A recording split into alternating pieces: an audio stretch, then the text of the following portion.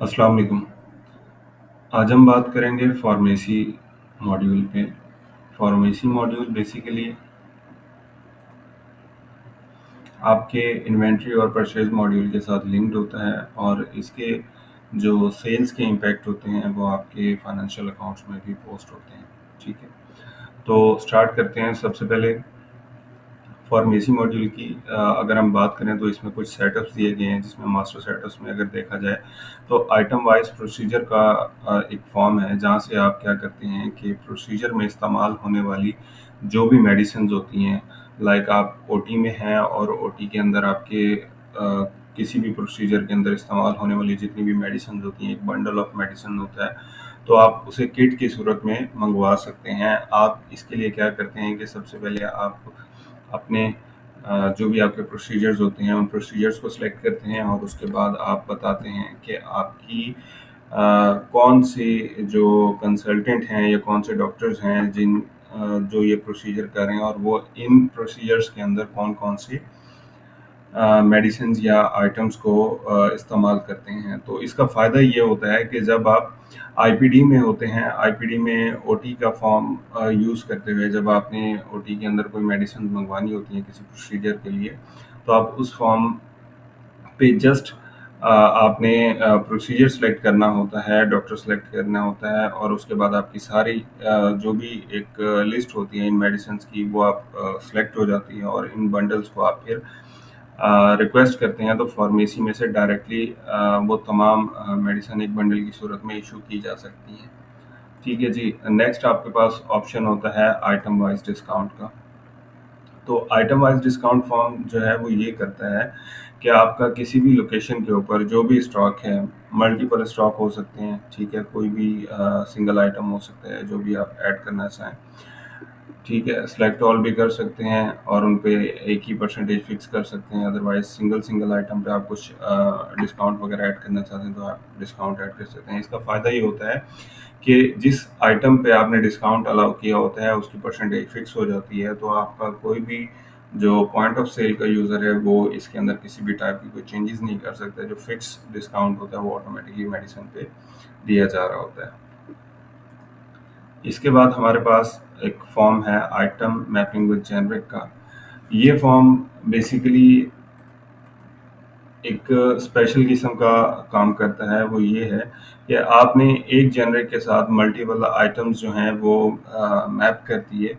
तो जब भी आप इश्यूएंस अगर आपके पास जो कंसल्टेंट ऑफिस का फॉर्म है, ओपीडी में आपके कंसल्टेंट वहाँ पर बैठ के जो भी मेडिसिन प्रेस्क्राइब कर रहे हैं और वो मेडिसिन जेनरिक वाइज प्रेस्क्राइब करेंगे, तो ऑटोमेटिकली जो आपके पास ओपीडी के इश्यूएंस वाले फॉर्म पर जो रिक्वेस्ट आती हैं वो आप डायरेक्टली जेनरिक वाइज इशू कर सकते हैं। मतलब आपका जो यूज़र है कैश सेल कर रहा है या फिर आपका सेल पॉइंट ऑफ सेल पे खड़ा हुआ जो यूज़र है वो किसी भी तरह से अपनी मर्जी की कोई प्रोडक्ट सेल नहीं कर सकता, बल्कि आपने फिक्स किया होता है जेनरिक वाइज। तो डॉक्टर जो सजेस्ट कर रहे होते हैं या फिर डॉक्टर भी कोई प्रोडक्ट जो है रिकमेंड नहीं कर सकते, डायरेक्टली वो जेनरिक का नेम लिखते हैं और जेनरिक की बेस पे जो भी मेडिसिन अवेलेबल होती हैं वो इशू कर दी जाती हैं।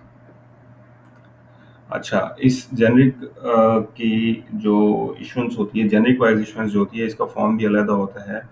ठीक है, इसमें जैसा कि मैं अभी आपको एक फॉर्म दिखा रहा हूँ, medicine issuance against cash, bracket के अंदर जेनरिक लिखा हुआ है। तो इस फॉर्म का मकसद यही होता है कि जो डॉक्टर ने आपको प्रेस्क्राइब की हैं मेडिसिन्स ओपीडी में बैठ के, वो मेडिसिन जेनरिक वाइज उन्होंने प्रेस्क्राइब की हैं। डॉक्टर को नहीं पता कि कौन सा ब्रांड या कौन सा प्रोडक्ट अवेलेबल है फार्मेसी में, उन्होंने जस्ट जेनरिक लिखा। यहाँ पर उस ओपीडी की रिक्वेस्ट आएगी, आप वो रिक्वेस्ट सेलेक्ट करेंगे और उसकी इश्यूएंस कर देंगे। जो भी आइटम अवेलेबल होगा उस जेनरिक का, वो फर्स्ट आइटम पहले आपका अवेलेबल हो जाएगा। इसी तरह से मास्टर सेटअप्स में हमारे पास एक और ऑप्शन है फार्मेसी सर्विस चार्जेस का ऑप्शन। बाज़ औक़ात ऐसा होता है कि आपके पास जो मेडिसिन्स होती हैं आईपीडी में, ठीक है, आपका पेशेंट बेड पे जो है वो लेटा हुआ है, आप उसको सर्विसेज दे रहे हैं, आप उसकी मेडिसिन की भी रिक्वेस्ट जनरेट कर रहे हैं। तो उन रिक्वेस्ट के बिहाफ पर जो सर्विस चार्जेस होते हैं, नॉर्मली इन सर्विस चार्जेस को हॉस्पिटल में इस तरह से कवर किया जाता है कि आपकी वो सर्विस कि आपने पेशेंट की मेडिसिन रिक्वेस्ट की, एक आपका स्टाफ जो कि फार्मेसी से आपके डिपार्टमेंट तक, वार्ड तक या फिर ओटी तक जो मेडिसिन को लेके जाता है, तो उसके जो सर्विस चार्जेस होते हैं आप वो फिक्स कर सकते हैं। ये चार्जेस आप पार्टी वाइज फिक्स कर सकते हैं। ठीक है, ये पार्टी वाइज चार्जेस जो है डिफरेंट भी हो सकते हैं, सबके सेम भी हो सकते हैं। इसके साथ ही हमारे पास सेल रेट अपलोडिंग का एक ऑप्शन है कि आपने क्या किया कि वन टाइम आपकी जो भी सेल के चार्जेस होंगे, ठीक है, मतलब आपकी जितनी भी मेडिसिन हैं, आप आइटम वाइज भी सिंगल सिंगल आइटम करके उन मेडिसिन के रेट को अपडेट कर सकते हैं, या फिर आप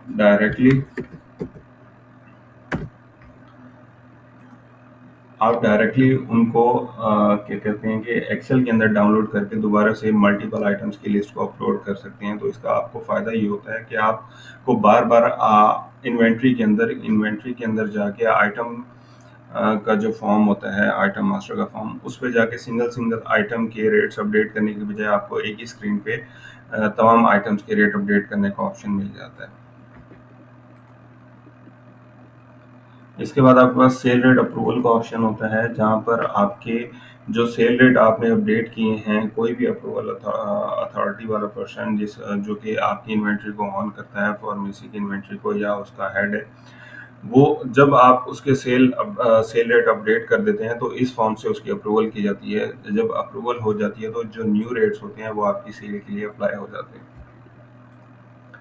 नेक्स्ट हम आते हैं ट्रांजैक्शंस की तरफ। तो ट्रांजैक्शन में सबसे पहले वही ऑप्शन है कि आप जिस तरह से आईपीडी और बाकी मॉड्यूल्स के लिए शिफ्ट क्रिएट करते हैं, क्योंकि आप कैश की ट्रांजैक्शंस कर रहे होते हैं, इसी तरह से आप यहाँ पर भी एक मतलब आइटम्स की सेल कर रहे हैं और साथ ही आप अपना स्टॉक भी मेंटेन कर रहे हैं। तो इसी मकसद के लिए आप अपनी शिफ्ट क्रिएट करते हैं। तो जो शिफ्ट होती है वो लोकेशन वाइज क्रिएट की जाती है। हर शिफ्ट के ऊपर आपका एक फार्मेसी का बैच नंबर जनरेट होता है, और उसका जो स्टार्ट टाइम है और एंड डेट टाइम है वो जो है क्लोज करने पर वो भी प्रिंट हो जाते हैं। तो इसका मकसद ये होता है कि आपका कोई भी यूज़र किस लोकेशन पे जो है सेल आउट कर रहा है, और उस लोकेशन से उसने कितनी ट्रांजैक्शंस की, कौन-कौन से आइटम को किस-किस पेशेंट को इश्यू किया, और उसका कितना स्टॉक अब तक इश्यू किया जा चुका है और कितना बाकी मतलब जो है रिफंड किया जा चुका है। तो इस तरह की जो भी डिटेल्स होती हैं वो सारी इस बैच नंबर के अंदर रिकॉर्ड होती रहती हैं।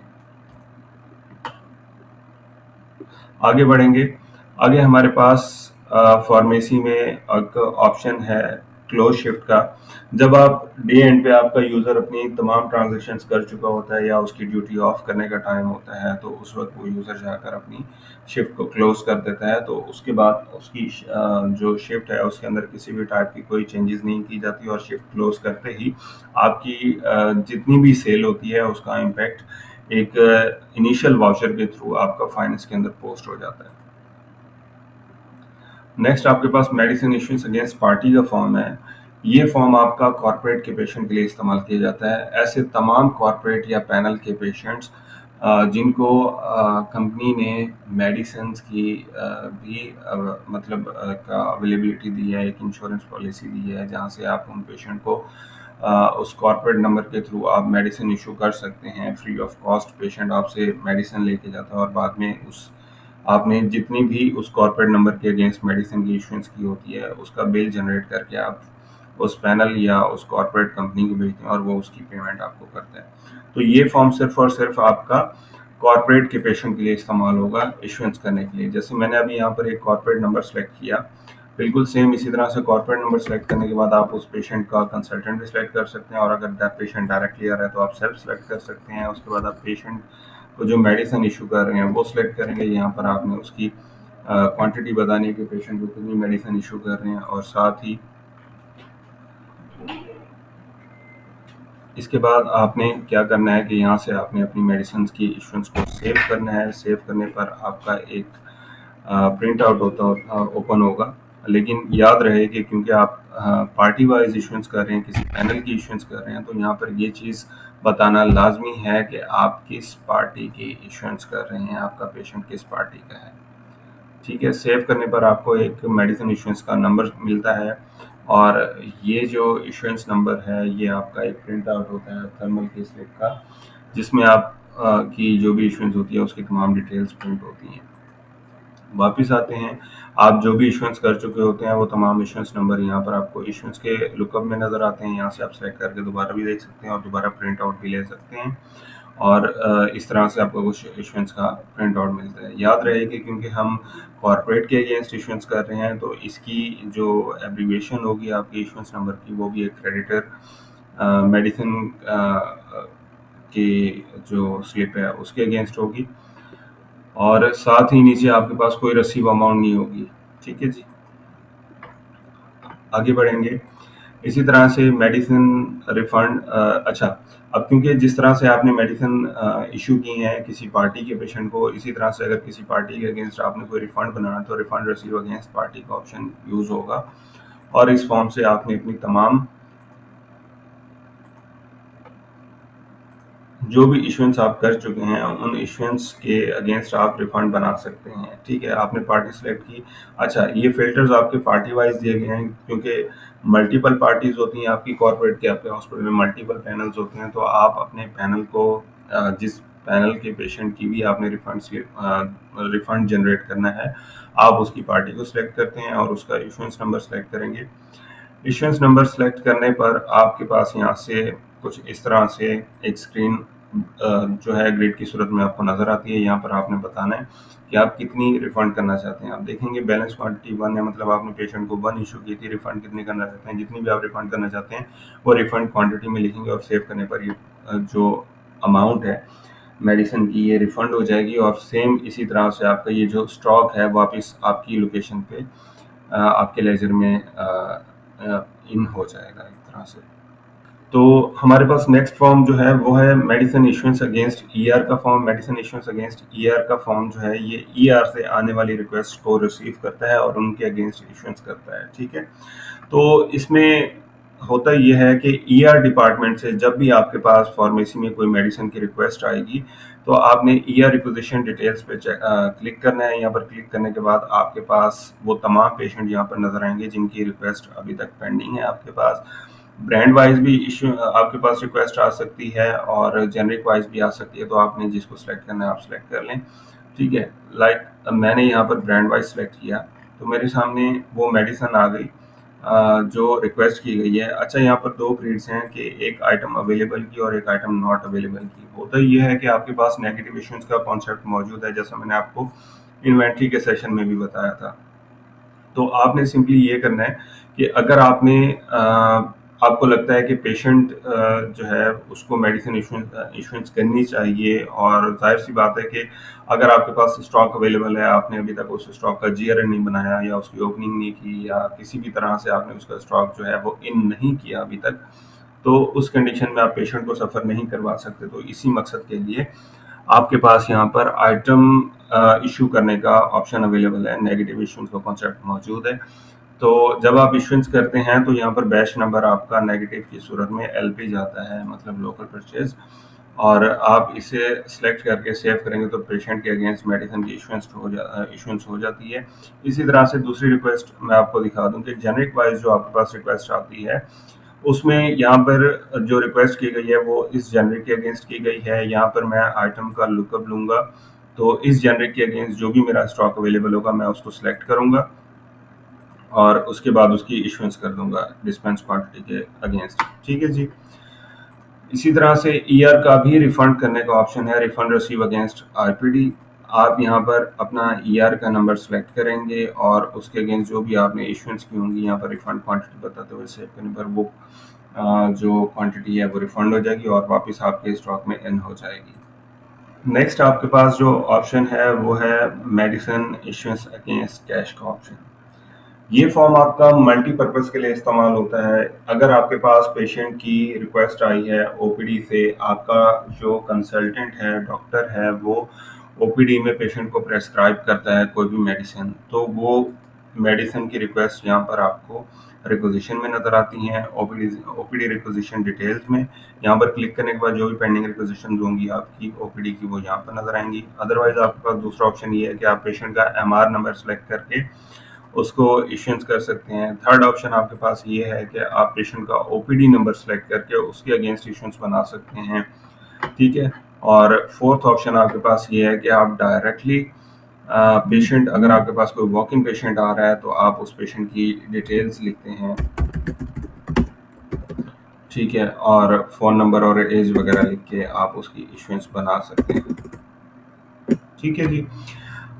सेकंड आपके पास एक इसमें ये फीचर अवेलेबल है कि आप जेनरिक वाइज और आइटम वाइज दोनों तरीक़ों से मेडिसिन्स को सर्च कर सकते हैं।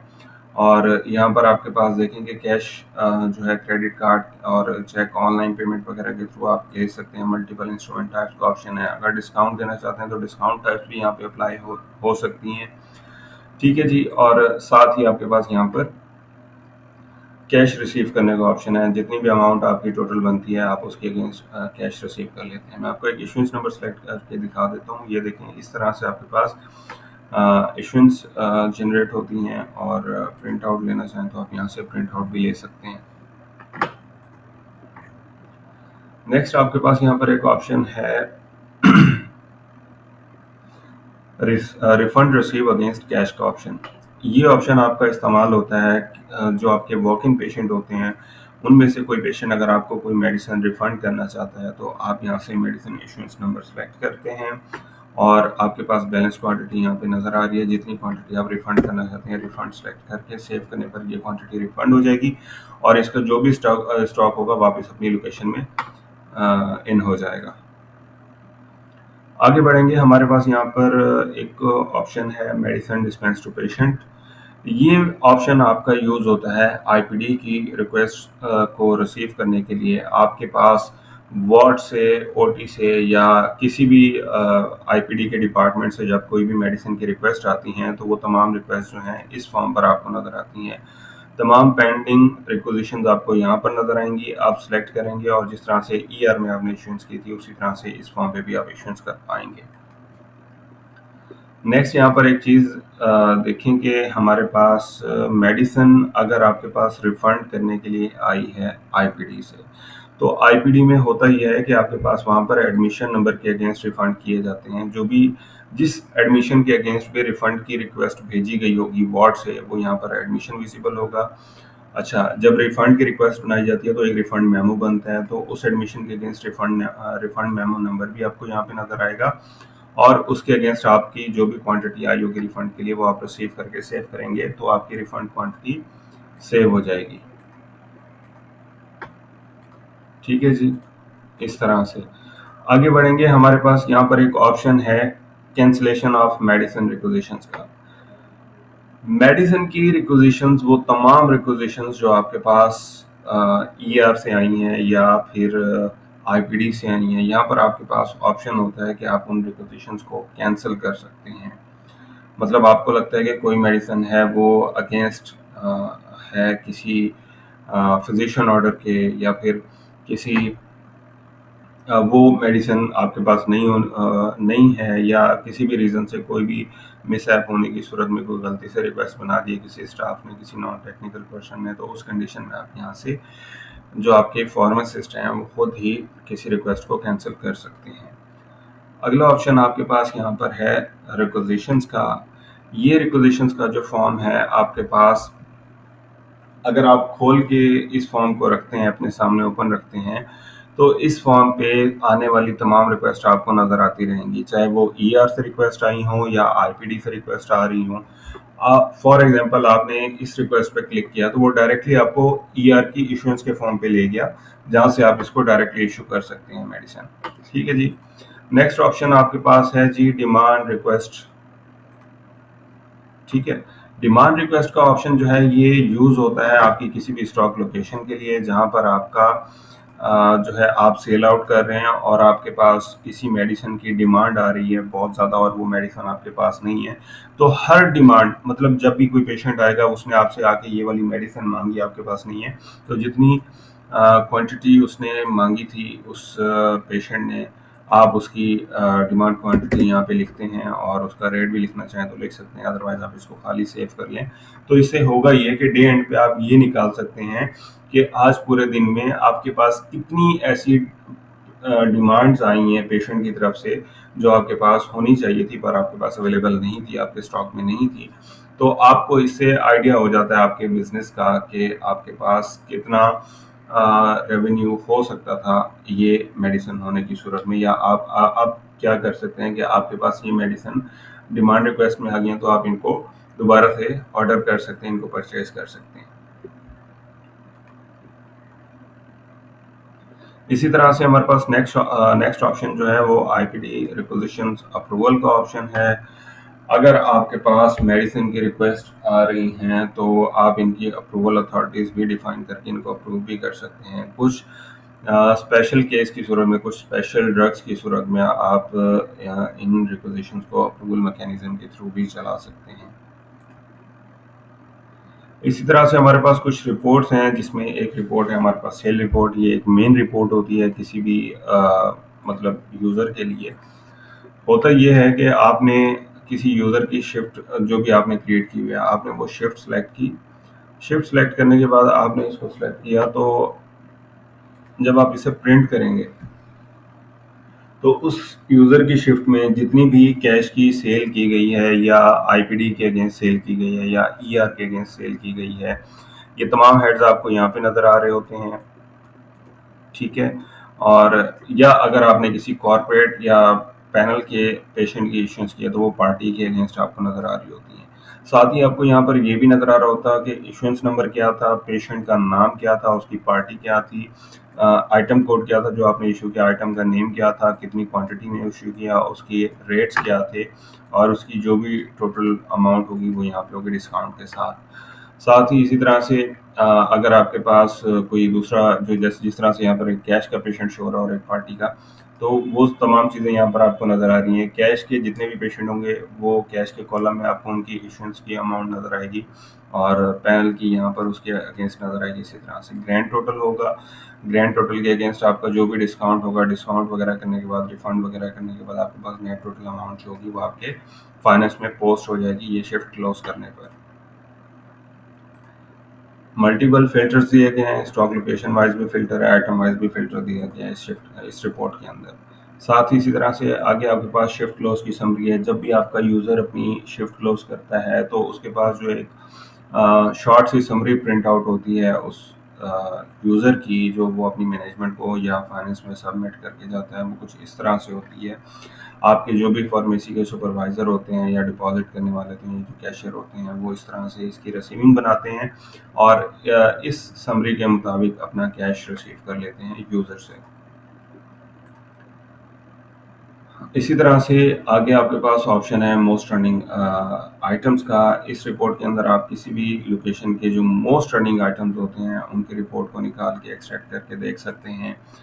ठीक है, आप अपने बिजनेस की वैल्यूएशन कर सकते हैं। साथ ही इसी तरह से स्लो एंड फास्ट आइटम्स का ऑप्शन दिया गया है कि अगर आपके पास बहुत सारे स्टॉक के अंदर बहुत सारे ऐसे आइटम्स हैं जो बहुत फास्ट सेल होती है, जिनकी जिनकी डिमांड बहुत ज़्यादा होती है आपके पास, या इस कैटेगरी के पेशेंट आपके पास ज़्यादा आते हैं, तो ये सारी चीज़ें आप इस रिपोर्ट से एक्सट्रैक्ट कर सकते हैं कि सबसे ज़्यादा सेल होने वाले आइटम कौन से हैं और ऐसे कौन से आइटम हैं जो काफ़ी अरसे से आपके पास पड़े हुए हैं लेकिन उनकी सेल नहीं हो रही।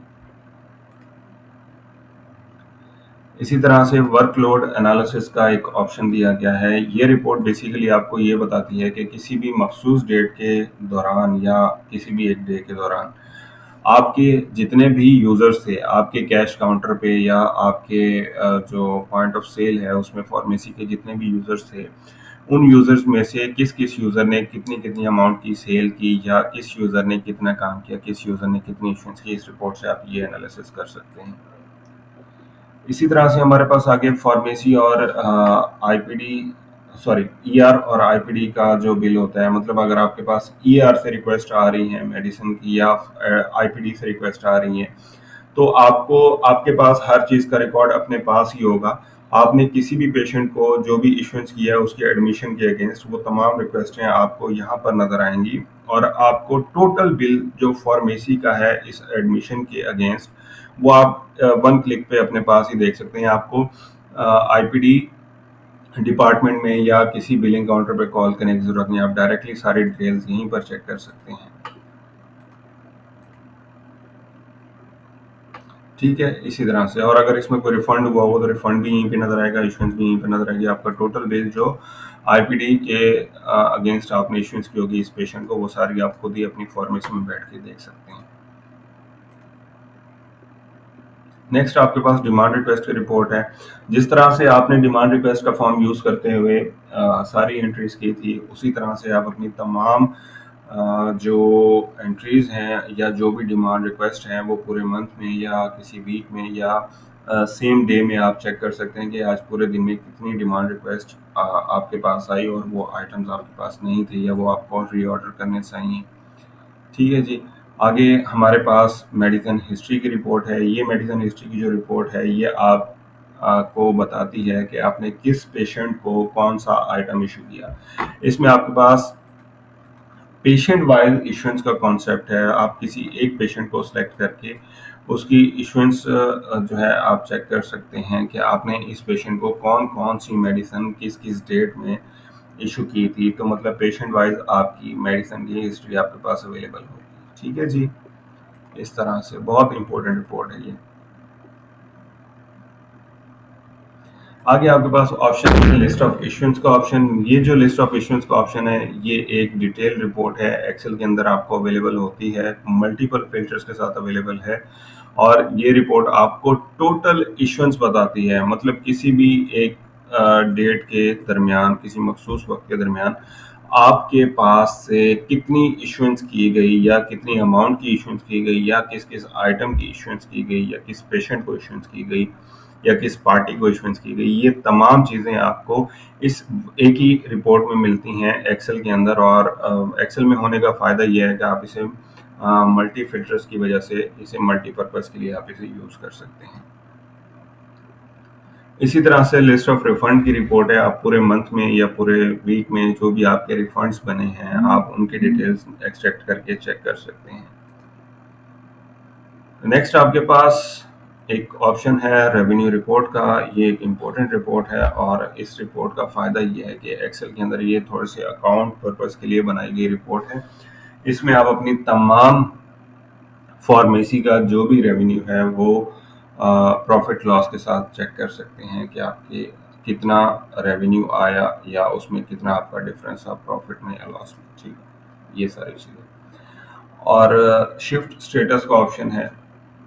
ठीक है, आपके जो भी फार्मेसी की मैनेजमेंट है या एचओडीज़ हैं वो चेक कर सकते हैं कि इस वक्त आपके कौन-कौन से यूज़र अपनी शिफ्ट ओपन किए हुए हैं और उनके पास कितना कैश जो है वो कलेक्ट हो चुका है और उन्होंने कितना रिफंड किया है और शिफ्ट का फ्लैग एक्टिव है या इनएक्टिव है, ये सारी चीज़ें और प्रिंट करके किसी भी यूज़र की शिफ्ट को व्यू कर सकते हैं।